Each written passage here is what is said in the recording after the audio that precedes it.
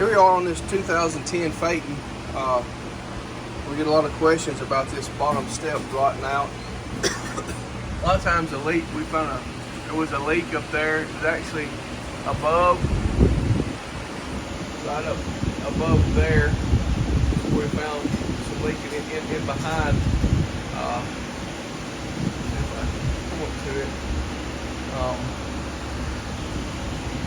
right in behind there, where that meets is where the leak was at.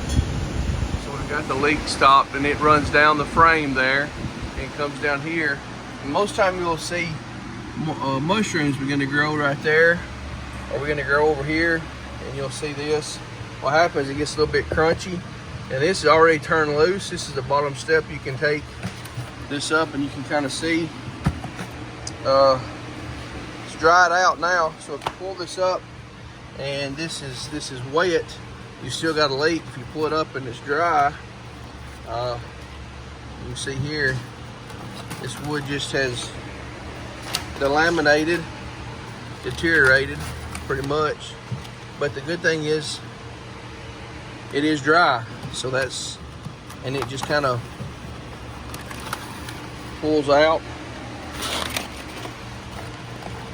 So again, if you get to this and it's not dry, this is a 2010 Phaeton, but any of it has this step set up, this will rot out. I was trying to get down to what you see. There's a couple pieces of plywood. It's actually there. We put wood back, but we use a treated plywood and we paint it black.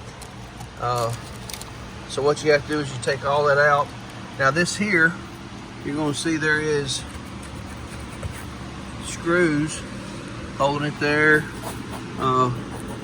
There's generally 4 or 5 in it, and you have to find those. They're rusted out. You can kind of see there. Right there is 1, 2, 3. Stephen's actually done this right. They put 5 in there. Somebody's placed it 4, 5 back there. Take those out. If you can't take those out, you pry it up. You clean all this up, and then down here you're going to see this is the metal box to the back that holds the steps, the frame, actual metal frame box of that. So we'll sand all that out, clean it up, vacuum it up, paint that black again, put the pieces of wood back in, and you see there's a lip right here. So when you little edging right there, so when you put it back in, you don't want it to be level. Actually, it's to sit down a little bit, stop from water, different things. We also have some stuff we clean the carpet with on each side, and we take all that out, clean it up, paint it, put a treated wood in there, it's painted black.